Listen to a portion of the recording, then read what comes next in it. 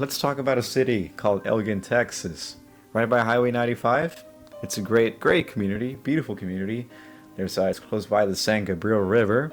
I just recently caught a fish there. So what's up, guys? What's up, guys? I'm Hasiel, and local realtor here in Bastrop County. Today's video, I'm just gonna break down the best areas in Elgin, why I moved to Elgin, the tax rate here, depending on the zone of the area, and just the process of how buying acreage works. So let's take a look and just explain why Elgin, and let me tell you right now, it's blowing up. All right, number one, there's pretty much the three reasons people move here. Number one, it's close to Austin, and it's cheaper than other surrounding neighborhood cities, towns, you could say. It's also Tesla. It's a lot of people looking to work at Tesla factory. Also Starlink, the Boring company, they're looking to move to Elgin too, especially for the prices. And let me tell you another reason. The land there appreciates in value too, so that's a pretty good reason. Now, these are one of the best areas in Elgin. Number one, living in Saratoga Farms. Great private neighborhood. There's Elm Creek, another good one. You want something that's more, not, normal, not the normal thing, but not too over exaggerated either. And with easier financing, then these areas make sense. Especially since most of the properties here qualify for VA loans for those veterans out there. Personally, I never helped a VA loan person, but if you're watching this and you're a veteran, I'd be honored to serve for you to be the first one. I don't really work with veterans, but one day it'll come. A lot of properties in Elgin, what I see in average price range there with acreage, it's about $600,000 and up. Resale properties made in 2007 to 2012, 2014. There's a lot of beautiful properties. I made some videos before. You can check my channel. But this is where you start getting freedom. And in many cases, there's no HOAs. There are some communities with HOAs, mostly being new construction ones. I personally don't try to get into the new construction as much. I'm mostly a resale guy. Now, not just half-acre lot houses, 1 acre, 2 acres. There's properties with more than 5, 10, 50. I've seen some instances even more than 67. Yeah, 67 acreages. I met the seller. I was supposed to sell his ranch. I kind of got ghosted on, but I know where it is. If you're looking for a ranch that's, he wants to sell. I'm not sure if I'm going to sell it. I have his contact. We can work something out. So yeah, so a property like that with 67 acres, you could see the price being around above $2 million. That property, man, it's there's like 2 ponds, the house, 2 mobile homes. You could remake that into rentals, those tracks. And just, wildlife, shooting ranges, you could say. Just don't kill any animals that don't need to get killed unless you're starving. Then survival instincts, right? The typical rate for property tax in Elgin is from 1.6 all the way to 2.2. Depends on the location. If you're looking to live like in downtown Elgin, again, looks very beautiful, very similar to downtown Taylor and downtown Bastrop. Those taxes will be indeed a bit higher because you're in downtown. You got all the stores, all the commercial, all the marketplaces there. It's good. Now let's talk about exemptions. What is an exemption? An exemption, it's something that it's given by the tax appraisal district, the county. There's things that's agricultural exempt. I was looking at a property with a buyer, it had a bee exempt. I didn't even know that existed. But apparently bees, honeybees, if your property has honeybees, there's a chance you could have a bee tax exemption, resulting in you paying less taxes. So don't kill the bees. Do not build or disturb their habitat. If not, they will take that exemption away and your property taxes will go a bit up, meaning the monthly payment, you got to spend more because of the bees. Don't with the bees. A lot of buyers don't realize taxes can jump if exemptions are in place. That is true. Same with the homestead exemption. You guys need to file that out so your taxes don't go skyrocket to the moon, man. That's bad. All right. So now, what is the process, Hasiel, to buy a resale property? A resale property, it's a resale property. It's prefix a prefix. The prefix re means again. Sells, right? So you're selling it again. That house, it's not a new property, but it's being sold again. It's been sold many times, more than once, or maybe the first time being resold. That's a resale property.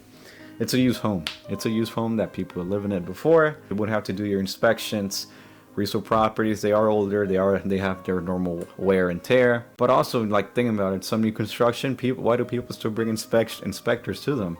Because they're not, 100% made. Personally, me, if I was gonna buy my dream house, it would be a resale, not a new construction. Unless I specifically choose the material, then that's a different story. But overall, most resale properties are, in my opinion, made. they're made with more care and better materials compared to the new construction ones that are made like in a week.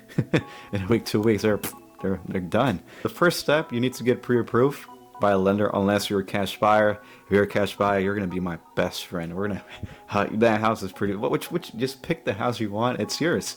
All right, so you get pre-approved. Step one, buying land or acreage. It's not the same as buying a regular house. I'm reading up ChatGPT, but I have to disagree with ChatGPT. So, okay, so yeah, some lenders don't do land. They get scared, but the process ain't that bad, man. I mean, land itself, if you're buying just land itself, then yes, it's a different process. But if it's a house with land, it's just like a normal resale loan. But yeah, like I said, there's VA loans for veterans. There's USDA loans.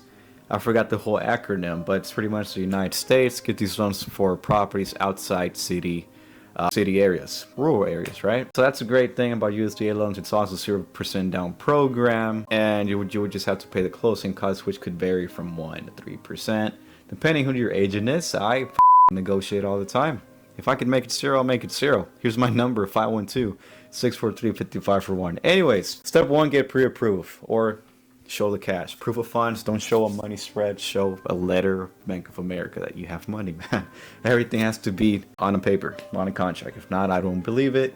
I had before, and I got into some legal trouble before too. That's why I need a pre-approval. Okay, step 2. You gotta find the right property. Now, if you have a wife or a husband, you know, I've seen it a lot. I just had a deal that fell through because the husband just didn't like the property, even though the woman loved it. You know, it always happens. Just make sure whoever you're buying the property with, you guys make some clear expectations of what you guys are looking for. Again, there's no such thing as a perfect property, but there is such thing as a great property. And what I tell buyers, the first property you like, your eyes like start glittering and and falling in love, I highly recommend you stick to that property and you make an offer. Because if you keep, like, you know, every property you see, one might have something you like, the other might not, and then the one has to think that the other property should have had that you wanted, but this one doesn't. So you're just squiggling like squiggle lines on a tic-tac-toe board, if that makes sense. You're never gonna come to a conclusion, but just, you know, have some expectation. What as me, like, let's say if I was a buyer, what is something that I just couldn't live without? Make a note of that, and then just find the properties that have that. Or what's something that I absolutely hate? Like one of my buyers in Bastrop, there's this factory that demolishes, I think, cow bones after they die. So in the mornings, there's like a tremendous nasty smell, and they really left the property. You know, they were going to owner finance it. They just decided to, you know, to not get it because of the smell. The smell was so strong. So make sure you know what you want, what you can't live without, what you absolutely hate, and then if you find the one with the most check marks, my friend, that's the one. That's the one.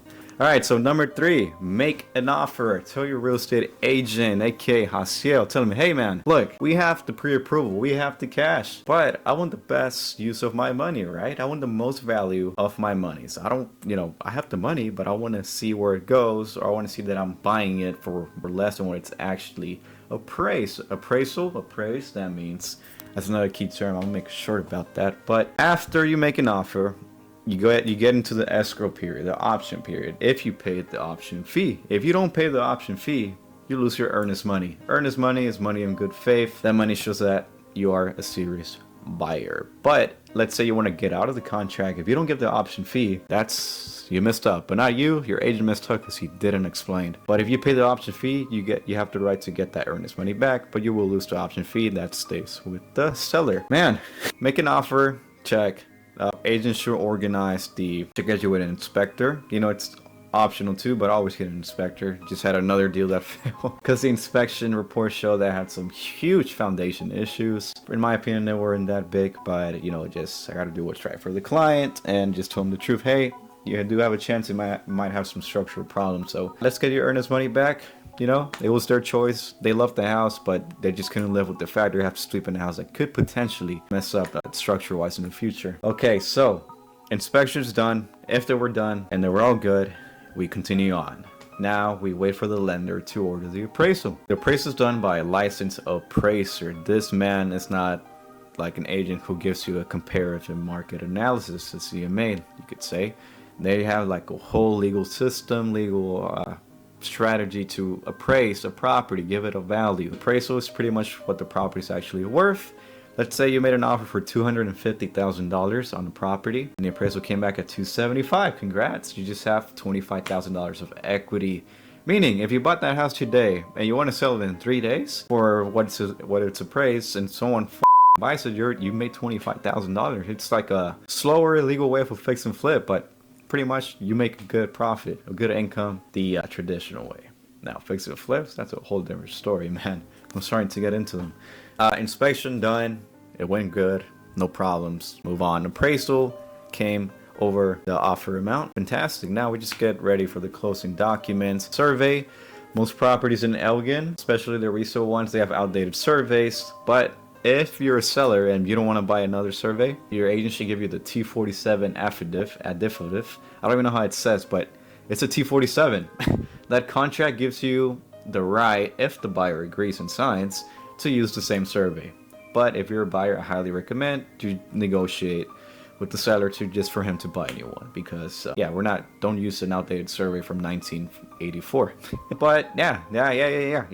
Okay, step 5, closing. You get into closing, it's all ready, and you're just waiting to close. Now, you did get pre-approved. If you got a loan, you got pre-approved like, let's say 2 weeks ago when you started all this house hunting stuff in this house. But let me tell you this, the loan that the lender gives you, that's just a pre-approval. It doesn't mean you're approved. It says the prefix pre before approval. So when is the approval? The approval happens on the last day before the closing. That's honestly, man, like that, ever since someone told me that, like I wonder how I close with confidence my other buyers, knowing that they weren't really approved until the last day.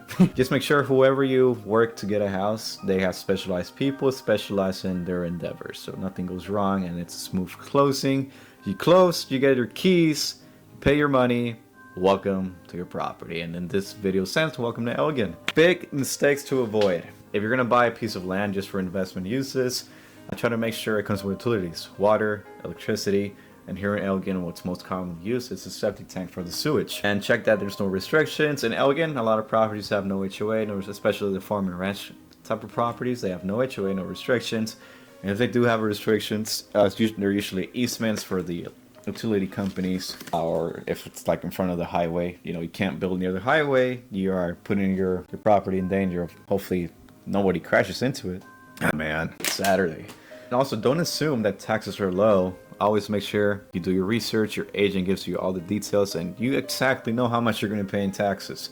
Taxes are not fixed depending where you buy the property. More Elon Musk has come to Elgin and they make more facilities and commercial developments and stores and stuff, then your taxes most likely will rise, meaning your monthly payment will rise too. Like I said before, with the bees taking off exemptions. Another big problem, not using an agent from that area looking for. Make sure, you might have a friend, cousin that's an agent, but if he's from let's say Washington, what is he gonna know about Texas, man? And it's a whole different law and the whole different licenses too. Make sure whoever you use is a local expert like me, or one of my friends that I'll shout out in the next video, maybe? Hey, I don't know. I don't even got friends. But yeah, man, that's pretty much it, the video. Elgin, decent. Elgin's decent. How to buy a property. If you're looking to buy or sell in Elgin, Texas, Bastrop, Texas, Kyle, Taylor, Smithville, Austin, anywhere in Texas, really, man. If it's outside of Texas, I have connections, I have partners, great people, killers, man, killer agents. Like, subscribe, comment. Thank you for watching. See you next Tuesday. Ciao.